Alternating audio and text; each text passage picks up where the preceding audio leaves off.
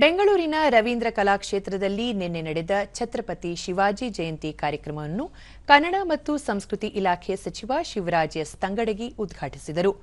ಶಾಸಕ ಉದಯ್ ಬಿ ಗರುಡಾಚಾರ್, ಕನ್ನಡ ಮತ್ತು ಸಂಸ್ಕೃತಿ ಇಲಾಖೆ ನಿರ್ದೇಶಕಿ ಧರಣಿದೇವಿ ಮಾಲಗತ್ತಿ, ಗೋಸಾಯಿ ಮಹಾಸಂಸ್ಥಾನ ಮಠದ ಬಸವರಾಜ ಭಾರತಿ ಸ್ವಾಮೀಜಿ, ನಿಗಮದ ವ್ಯವಸ್ಥಾಪಕ ನಿರ್ದೇಶಕ ಡಾ ಪ್ರಕಾಶ್ ಆರ್ ಪಾಗೋಜಿ, ಮರಾಠ ಪರಿಷತ್ತಿನ ರಾಜ್ಯಾಧ್ಯಕ್ಷ ಸುರೇಶ್ ರಾವ್ ಉಪಸ್ಥಿತರಿದ್ದರು. ಇದೇ ವೇಳೆ ಮರಾಠ ಅಭಿವೃದ್ಧಿ ನಿಗಮದ ವತಿಯಿಂದ ವಿವಿಧ ಯೋಜನೆಗಳ ಫಲಾನುಭವಿಗಳಿಗೆ ಚೆಕ್ ವಿತರಣೆ ಮಾಡಲಾಯಿತು.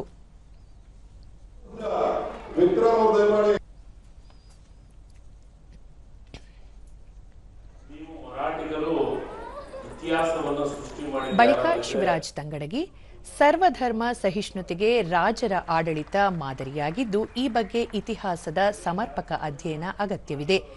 ಮರಾಠ ಮಹಾರಾಜರುಗಳು ಈ ದೇಶದ ಅಭಿವೃದ್ಧಿಗೆ ಸಾಕಷ್ಟು ರೀತಿಯ ಕೊಡುಗೆಗಳನ್ನು ನೀಡಿದ್ದಾರೆ ಎಂದರು.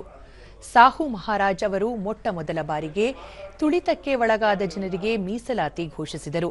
ಜೊತೆಗೆ ಡಾ ಬಿಆರ್ ಅಂಬೇಡ್ಕರ್ ಅವರು ವಿದೇಶದಲ್ಲಿ ಅಧ್ಯಯನ ಮಾಡಲು ಆರ್ಥಿಕ ಸಹಾಯ ಮಾಡಿದರು. ಶಿವಾಜಿ ಮಹಾರಾಜರು ಹಲವು ರೀತಿಯಲ್ಲಿ ಸಮಾಜಕ್ಕೆ ಮಾದರಿಯಾಗಿದ್ದಾರೆ. ಹೀಗಾಗಿ ಶಿವಾಜಿ ಅಭಿವೃದ್ಧಿ ನಿಗಮದಿಂದ ಹಲವು ಜನಪರ ಯೋಜನೆಗಳನ್ನು ಜಾರಿಗೊಳಿಸಲಾಗಿದೆ ಎಂದು ತಿಳಿಸಿದರು. ಒಳಗಾದಂತ ಸಮಾಜವನ್ನ ಎತ್ತಿ ಹಿಡಿಯುವಂತ ಈ ದೇಶದ ಮೊಟ್ಟ ಮೊದಲನೇ ರಾಜ್ಯ ಯಾರಂದ್ರೆ ಅದು ಸಾಹು ಮಹಾರಾಜರು ಅನ್ನೋ ಮಾತನ್ನ ನಾವಿಲ್ಲಿ ಹೇಳ್ಬೇಕಾಗುತ್ತೆ.